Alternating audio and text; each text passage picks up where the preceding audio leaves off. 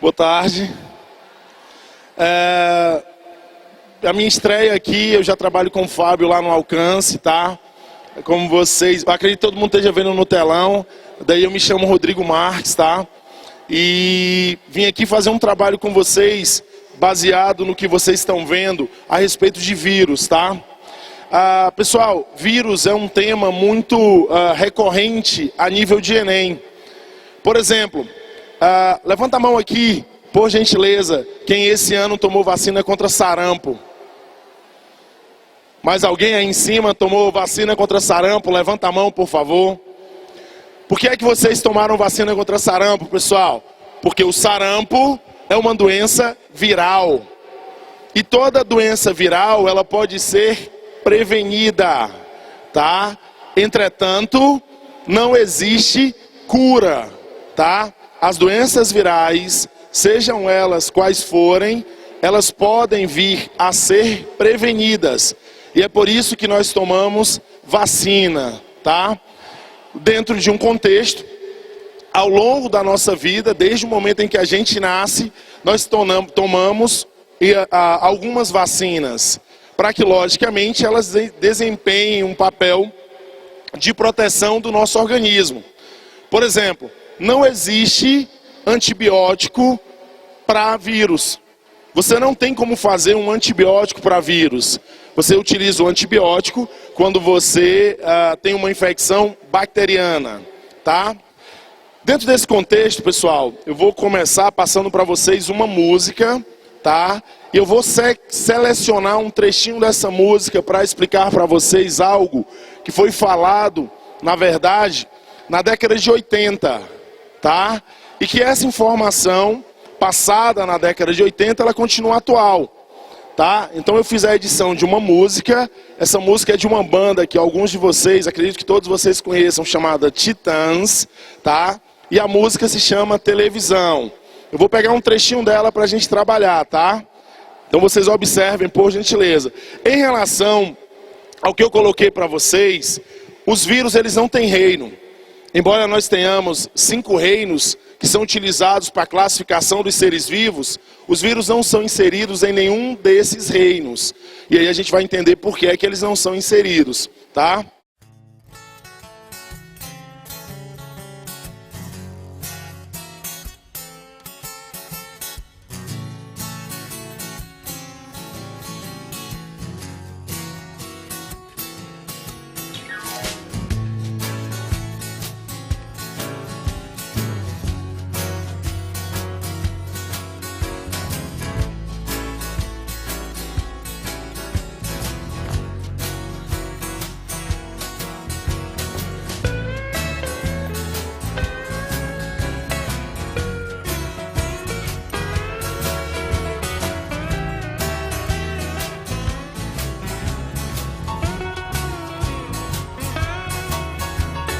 A televisão me deixou burro, muito burro demais. Agora todas as coisas que eu penso me parecem iguais. O sorvete me deixou gripado pelo resto da vida. E agora toda noite, quando deito, é boa noite, querida.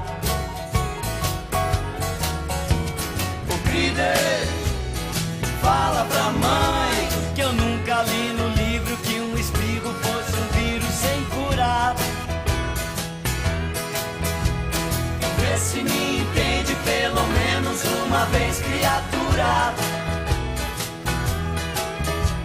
Ô Cride, fala pra mãe. A mãe diz pra eu fazer alguma coisa, mas eu não faço nada. A luz do sol me incomoda, então deixo a cortina fechada. É que a televisão me deixou burra, muito burra demais. E agora vivo dentro dessa jaula junto dos animais. Cride, fala pra mãe que tudo que a antena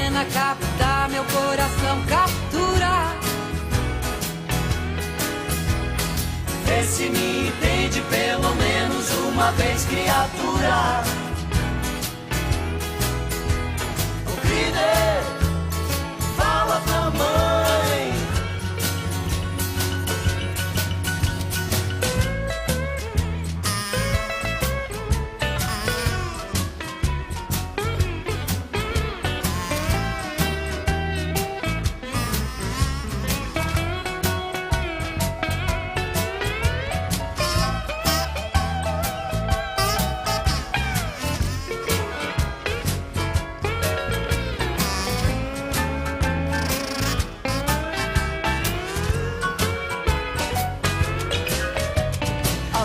Pra eu fazer alguma coisa, mas eu não faço nada. A luz do sol me incomoda, então deixo a cortina fechada. É que a televisão me deixou burra, muito burra de... Ó, pessoal, essa música ela foi escrita pelo Arnaldo Antunes, que não faz mais parte dos Titãs. E tem 2 trechinhos dessa música que eu quero grifar para vocês, tá? O primeiro é quando ele diz que o sorvete nos deixa gripado pelo resto da vida, tá? Esse é o primeiro trecho que a gente vai trabalhar. Preste atenção. Habitualmente, nós sofremos constantemente de choques térmicos. Por exemplo, toda manhã, quando você vai tomar banho, antes de começar o seu dia, você pisa no chão frio do seu banheiro. E ao, no caso, pisar nesse chão frio, a sensação que você tem gera um arrepio. Vocês já sentiram isso, pessoal? Vocês já sentiram um arrepio pelo piso do banheiro da casa de vocês? E o que é isso? Por que é que o pelo se eriça? Porque necessariamente o pelo eriça para que você retenha calor. Essa ação que você tem todas as manhãs, ela gera um choque térmico. E esse choque térmico não é legal para a gente. Por quê? Porque necessariamente ele afeta o nosso sistema imunológico. Segunda ação que nós empreendemos, que envolve também um choque térmico.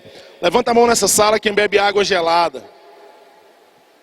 Bacana, vocês que bebem água gelada, ao ingerir o líquido gelado, provocam também um choque térmico. E isso é ruim, pessoal, porque afeta o nosso sistema imunológico. Para vocês terem uma ideia, o Brasil é o único país do mundo que vende gelágua. Nem nos Emirados Árabes, que a temperatura é 50 graus, eles consomem gelágua. Nós somos o único povo caracterizado por bebermos água gelada. Nós gostamos de água gelada, mas a água gelada não é boa. Terceiro choque térmico. Você às vezes vai num ambiente, e esse ambiente ele é climatizado. Ou seja, você vai num banco, por exemplo, que tem ar-condicionado. Quando você vai entrar no banco, vamos supor que a metade desse tablado seja um ambiente frio e a outra metade seja um ambiente quente.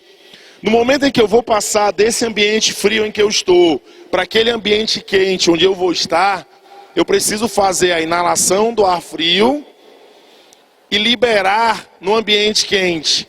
E quando eu vou entrar do ambiente quente para o ambiente frio, eu tenho que realizar o mesmo processo. Eu tenho que pegar o ar quente aqui e colocar dentro do ambiente frio, para minimizar o choque térmico. Então, quando nessa música o Arnaldo Antunes fala pra gente que o sorvete deixou a gente gripado, sorvete não deixa ninguém gripado não. Se assim fosse, seria proibido. Entretanto, quando você toma o sorvete, você provoca um choque o quê, pessoal? Térmico, e esse choque térmico favorece, desfavorece a tua imunidade. Por isso, se você tiver um vírus incubado, um vírus em estágio de latência, com o choque térmico que o sorvete provoca, você termina manifestando a doença, você termina ficando gripado. Mas a culpa não é do sorvete, a culpa é sua, tá? Segundo, pessoal, um outro trecho da música, ele fala pra gente que ele nunca tinha lido num livro que o espirro fosse um vírus sem cura. Levanta a mão nesse ginásio, quem nunca gripou. Nunca gripou? Quem nunca gripou? Quem nunca teve uma gripe? Levanta a mão. Bacana. Agora deixa eu dizer uma coisa para vocês. Vocês nunca tiveram o mesmo vírus da gripe 2 vezes. todas as vezes que você gripou, você teve um novo vírus da gripe. Às vezes acontece que você está num ambiente, chega uma pessoa muito gripada, ela espirra perto de você, ela tosse perto de você, ela abraça você. E você fica preocupado, meu Deus, eu vou gripar.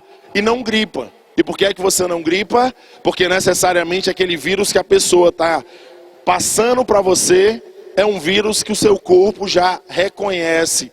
É um vírus que o seu corpo já tem defesa. E aí, como eu falei para vocês antes de passar a música, como eu me previno de uma doença viral, pessoal, eu tomo o quê? Eu tomo o quê? Vacina. Toda doença viral, o máximo que eu vou fazer é melhorar a minha condição ou me prevenir através de uma vacina. Por exemplo, se eu estiver doente, eu posso tomar uma vacina, pessoal? Se eu estiver doente, eu posso tomar uma vacina? Não, porque eu vou, infelizmente, favorecer o invasor. Então a forma que nós temos de nos prevenir de uma doença viral é tomando vacina, tá? Qual é a estrutura típica de um vírus, tá? Só um minuto. Deixa eu só pegar uma pergunta que me foi passada, pessoal, que eu não tive tempo ainda de ler. Esclarecendo as perguntas que eu recebi rapidamente antes da gente passar para cá. Em geral, a prova do Enem que vocês vão fazer esse ano, ela não aborda tanto, por incrível que pareça, as coisas desse ano.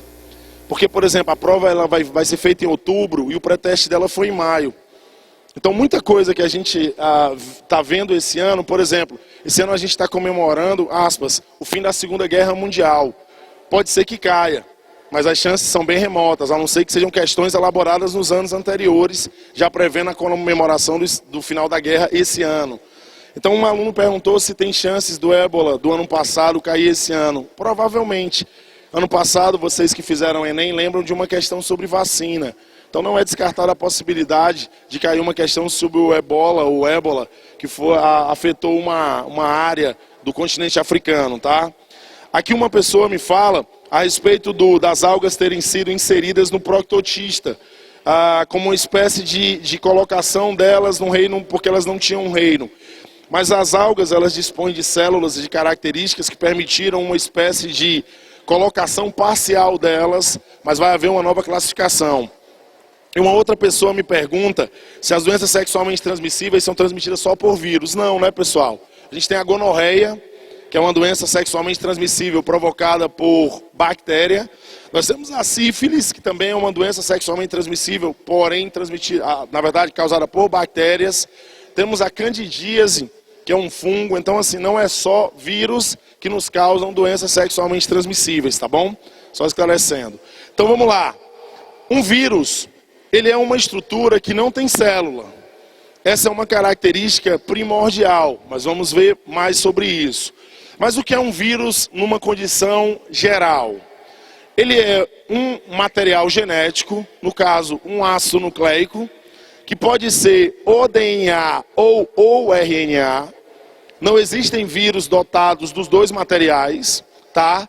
E ele vai ter esse material genético inserido dentro, tá, de uma estrutura que nós chamamos de vírion, tá?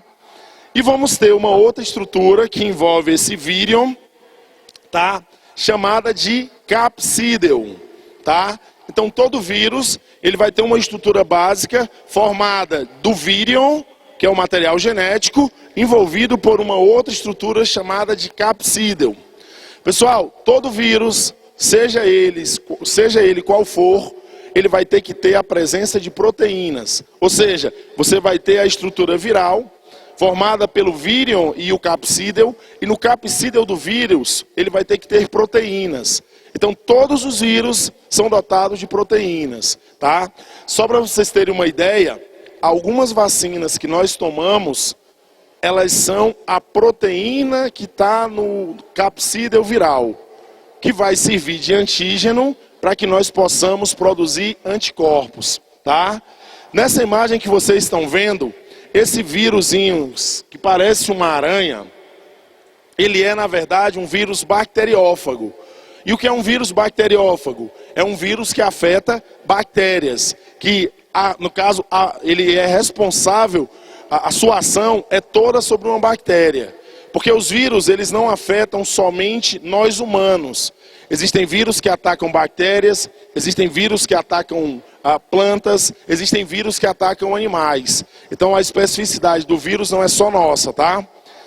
Em relação ao outro vírus, esse vírus, o redondinho que vocês estão vendo na imagem, na realidade esse que é uma circunferência, ele é o vírus HIV, que é o vírus responsável por nos causar, no caso, ser responsável pela AIDS, pela síndrome da imunodeficiência adquirida. Nós vamos falar mais sobre ela, tá? Uma pessoa me perguntou, pessoal, quando surgiram os vírus, tá? Necessariamente você não tem uma resposta para isso. Porque os vírus, eles provavelmente surgiram no começo da existência do homem na Terra, e não, talvez não só do homem, mas de outros seres também, tá? Tem uma pessoa aqui que está falando que tudo que ela consome tem que ser gelado e tudo, porque senão a garganta fica seca. É um choque térmico, né? Na verdade, você pode tentar não consumir tanto gelo, por favor, tá? A pessoa perguntou por que é que quando você toma uma vacina, você está doente e toma uma vacina, você favorece o vírus. Pessoal, dependendo da doença, aquela vacina, ela tem a presença do vírus, só que muito fraco. A partir do momento que você aplica a vacina, você fortalece o vírus que já está no seu corpo. Por isso que tende a ter uma manifestação, tá? Por exemplo, o governo ele fez campanhas de vacinação de idosos. Aí muitos idosos que tomaram a vacina manifestaram a gripe. E eu ouvi muitas pessoas dizendo assim, essa vacina da gripe não presta. Meu avô tomou a vacina e gripou. Na verdade, teu avô não tomou a vacina e gripou. Ele já estava com o vírus da gripe. E quando ele tomou a vacina, é natural que você tenha uma baixa na sua imunologia, favoreceu a manifestação do vírus, tá? Então ninguém gripa, ninguém tomou a vacina para ficar doente, tá? Então vocês estão vendo aí a forma do vírus, tá? Temos dois exemplos, um bacteriófago e o HIV, causador da AIDS. Aí temos um outro vírus, esse em forma cilíndrico, que é um vírus que ataca a planta do tabaco, ou seja, ele afeta a agricultura no sentido de produção do que é utilizado o tabaco. E aí você tem o vírus da gripe, que é um dos vírus mais comuns que existe. Nós temos aproximadamente 10 mil tipos de vírus da gripe. Por exemplo, em 2009, nós tivemos uma pandemia de um vírus da gripe. Vocês lembram o nome do vírus, pessoal? Era o vírus H1N1. H1N1. Qual foi a vantagem do vírus de 2009? Só um minuto. A gente vai voltar quase 100 anos antes, e na segunda década do século passado, o mundo ele foi assolado por uma gripe chamada de gripe espanhola. Essa gripe ela matou ao redor do mundo em torno de 100 mil pessoas. Aí você vai dizer assim, professor, 100 mil pessoas é pouca gente.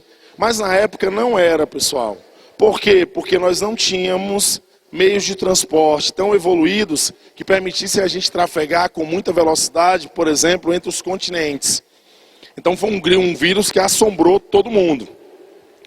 Em 2009, a gente teve um novo surto, só que foi da gripe H1N1, primeiro chamada de gripe suína, porque ela veio do porco para a gente, uma mutação, depois chamada de gripe A e depois chamada de H1N1. Qual a vantagem desse vírus no sentido real? Em 2009, nós aprendemos a lavar as mãos, pessoal. Até 2009, a gente não lavava as mãos. Eu vou fazer uma pergunta para vocês, que vai soar ilógica, mas vocês vão me responder.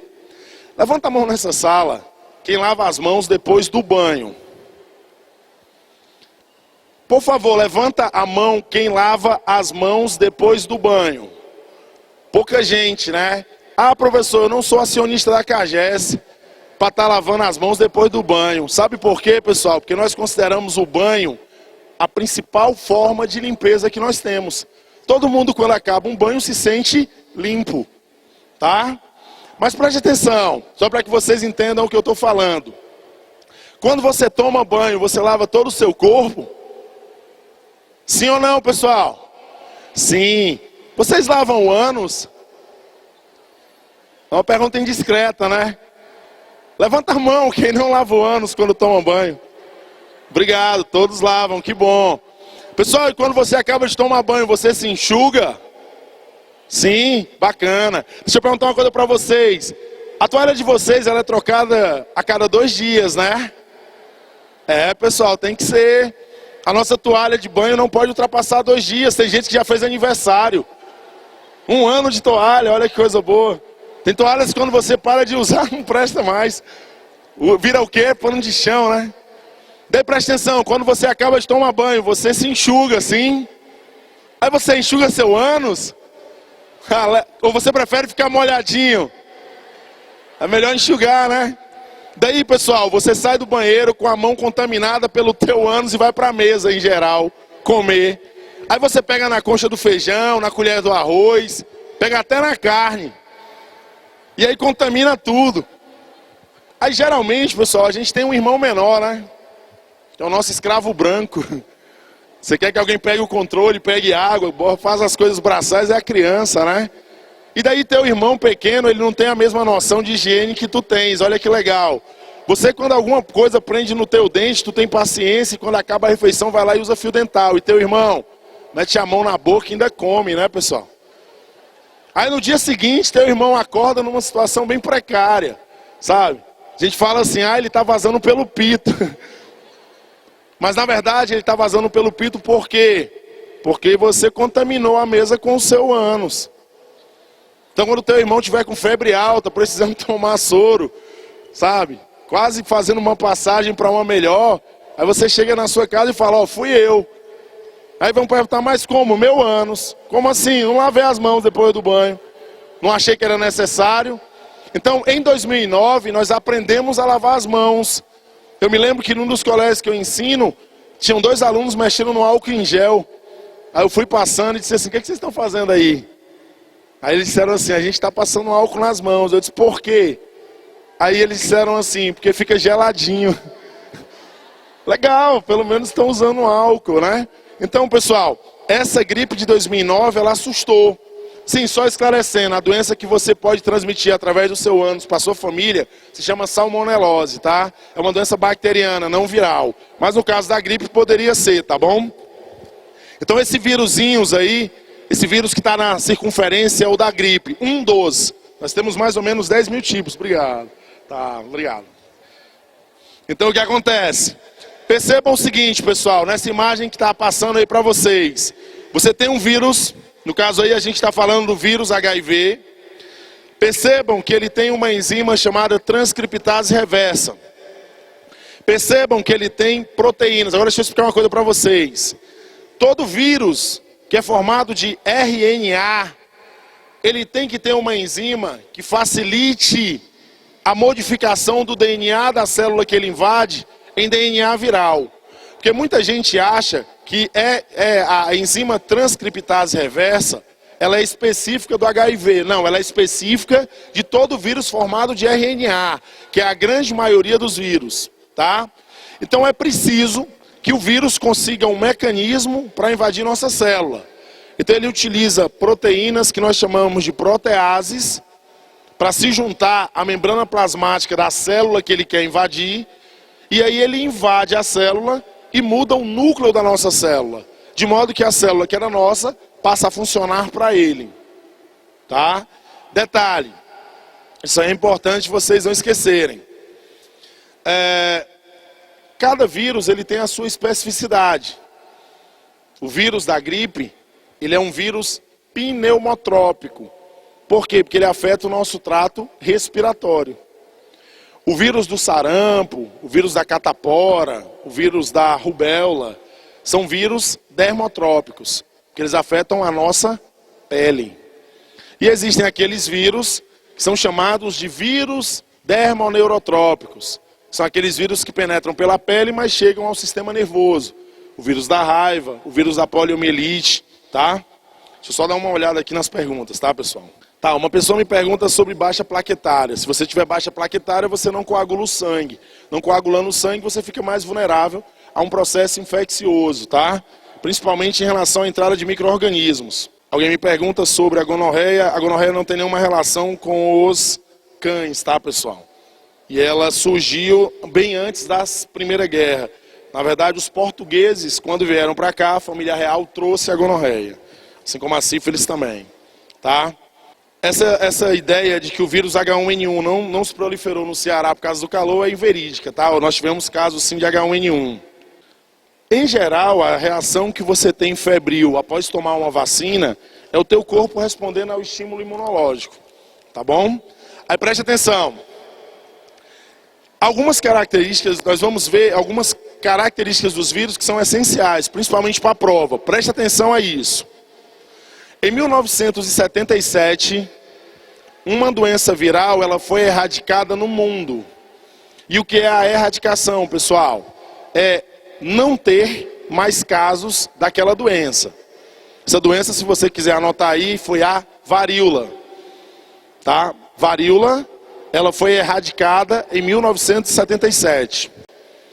Ano passado, daí a chance de cair no vestibular desse ano de vocês, no Enem, ano passado se comemorou na América do Sul, não só no Brasil, os 20 anos de erradicação da paralisia infantil. Em 1994, os países da América do Sul, leia-se aí o Brasil também, recebeu uma certificação da Organização Mundial da Saúde, confirmando que a América do Sul e o Brasil, na verdade, que está inserido nesse contexto, erradicaram a paralisia infantil. Tá?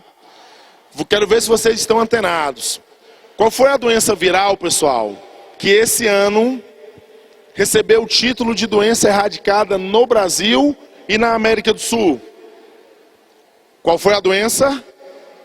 Anota aí, pessoal. Rubéola. Tá? Varíola, erradicada no mundo em 77. Poliomielite, erradicada na América do Sul. Tá? Eu vou já falar um pouquinho mais sobre ela. Em 94. E em 2015, a varíola foi considerada uma doença erradicada, porque o último caso na América do Sul foi em 2009, tá? Doenças erradicadas não tem mais incidência. Agora entendam, ainda há paralisia infantil no mundo, não tem no Brasil, não tem na América do Sul. E assim, muita gente não sabe disso, mas, por exemplo, nos Estados Unidos, no Canadá, na Europa, eles só tomam uma vacina para proteção do organismo deles. Eles só tomam vacina contra a paralisia infantil. Nós tomamos várias vacinas, porque nós temos várias doenças a qual nós estamos expostos. Eles só tomam vacina contra pólio, tanto nos Estados Unidos, no Canadá, como na Europa também, tá? Aí preste atenção. Essa opinião é uma opinião geral, tá, pessoal? A maioria dos pesquisadores, eles consideram muito difícil a definição de vírus como ser vivo ou o vírus como não sendo um ser vivo, tá? Então, se você pegar os pesquisadores em geral, você vai ver que existe uma espécie de divergência. Aí eu vou dizer para vocês por que alguns consideram um ser vivo e por que alguns não consideram, tá bom? Deixa eu só pegar aqui rapidinho. O vírus HIV, alguém me perguntou quanto tempo leva para ele se manifestar. Pessoal, a manifestação do vírus da HIV, ela vai acontecer 3 meses, ela pode acontecer a partir de 3 meses da contaminação. Antes disso, não tem. Agora, quando vai haver uma manifestação, vai depender do organismo do indivíduo, tá? Só esclarecendo. O vírus não tem DNA e RNA, pessoal. Ou ele tem RNA, ou ele tem DNA. Se ele tivesse DNA e RNA, provavelmente ele teria célula, tá bom? Fatores que contribuem para que a gente considere vírus um ser vivo, tá? Primeiro, eles têm a capacidade de se reproduzir. A capacidade que o vírus tem de se multiplicar é algo que seria um fator favorável a nós considerarmos os vírus como sendo um ser vivo, tá? A presença de um dos dois materiais genéticos, ou ele tem o DNA, ou ele tem o RNA, é um fator que também favorece essa condição. E o vírus, ele tem uma capacidade muito grande de se adaptar, pessoal. Por exemplo, pela lógica natural, não era para nós termos dengue no estado do Ceará. Por quê? Porque o nosso clima, que é um clima semiárido, ele não favoreceria a sobrevivência de um vírus. Entretanto, o vírus não só se adaptou, como passou a ser uma epidemia no nosso estado. Se realmente o fator temperatura fosse determinante, nós não teríamos uma doença como a dengue no nosso estado. Por exemplo, existe uma doença viral gravíssima que acontece lá na África, mais especificamente no Rio Nilo. E o Rio Nilo fica próximo a um dos maiores desertos, que é o Saara. E é um ambiente em que o clima não é favorável. Entretanto, existem vírus.